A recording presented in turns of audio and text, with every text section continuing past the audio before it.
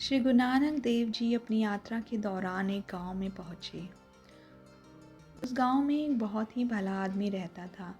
जब भी कोई संत महात्मा उस भले आदमी के घर जाता था तो वह उसका बहुत ही आदर सत्कार करता था और बड़े ही प्रेम भाव से उसकी सेवा करता था।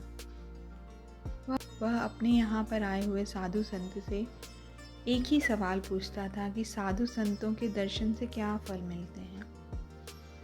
गुरु नानक देव जी उसकी यह इच्छा पूरी करने के लिए उसके घर जा पहुंचे।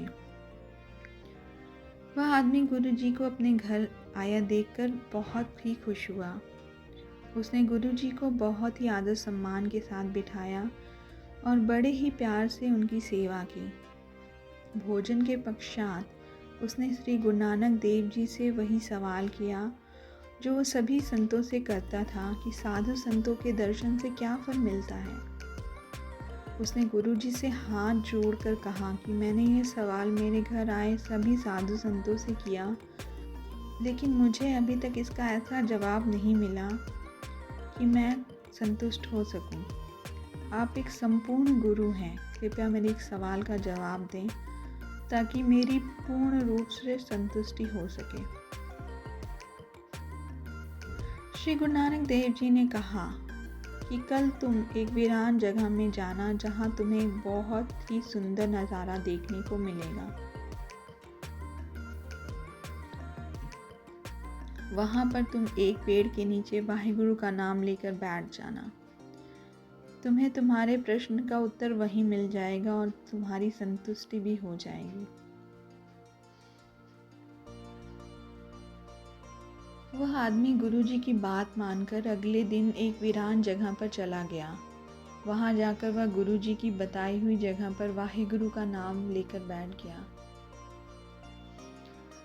उस पेड़ के ऊपर 2 कौवे बैठे थे। जैसे ही उन कौवों की नज़र उस भले आदमी पर पड़ी, वह एकदम बगुलों के रूप में परिवर्तित हो गए। थोड़ी देर बैठने के बाद वह आदमी यह हैरान करने वाला दृश्य के बारे में सोचता हुआ घर वापस आ गया। घर आकर वह श्री गुरु नानक देव जी से बोला कि गुरु जी, आपके कहने पर मैं उस जगह गया था जहां आपने कहा था, लेकिन मुझे ना तो वहां कोई मिला और ना ही मुझे किसी प्रश्न का उत्तर मिला। गुरु नानक देव जी ने कहा, कोई बात नहीं, कल तुम फिर वहां जाना, तुम्हें तुम्हारे प्रश्न का उत्तर मिल जाएगा। अगले दिन वह आदमी गुरु जी की बात मानकर उसी जगह दोबारा चला गया। वह उसी पेड़ के नीचे जाकर बैठ गया। उसने पेड़ के ऊपर देखा, कल वाले दोनों बगले वहीं बैठे थे। जैसे ही बगलों ने उस भले आदमी की तरफ देखा, वह एकदम हंस के रूप में परिवर्तित हो गया। वह आदमी यह देखकर बहुत हैरान हुआ। थोड़ी देर बैठने के पश्चात वह आदमी घर वापस आ गया और गुरुजी को पूरे दिन का वृत्तांत सुनाया। वह आदमी बोला, गुरुजी, मेरे साथ 2 दिन यह हैरान करने वाला वाकया हुआ है, लेकिन मेरे प्रश्न का उत्तर मुझे अभी भी नहीं मिला। गुरुजी ने उससे कहा कि कल तुम एक बार फिर उस पेड़ के नीचे जाना जहां तुमने उन दोनों हंसों को देखा था। कल तुम्हें तुम्हारे प्रश्न का उत्तर मिल जाएगा और तुम्हारी संतुष्टि भी हो जाएगी।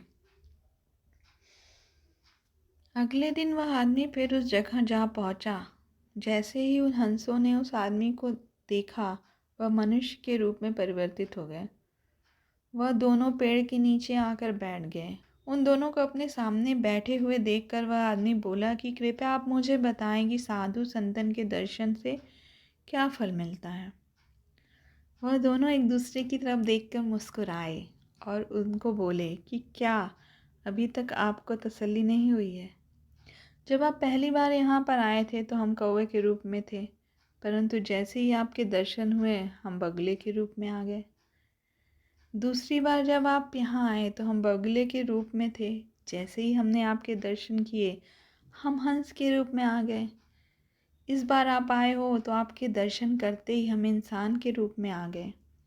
आपकी वजह से ही हमें यह इंसानी योनि मिली है। अब अपने मन में साधु संतों के मिलाप के बारे में सोचो, जिनके दर्शनों से हमें यह रूप मिला है। आप जिसके दर्शन करके आए हो, कृपया आप हमें भी उनसे मिलवा दो, ताकि हमारा जीवन भी उनके दर्शन करके धन्य हो जाए। वह आदमी खुशी खुशी से उन दोनों को अपने साथ घर ले आया। वह गुरु जी के पास पहुँचे और उनको प्रणाम करके उनके सामने बैठ गए। श्री गुरु नानक देव जी ने उस भले आदमी से पूछा कि क्या तुम्हें अब संतुष्टि हो गई है? वह आदमी बोला, मुझे अपने प्रश्न का उत्तर मिल गया कि साधु संतों के दर्शन का क्या फल मिलता है।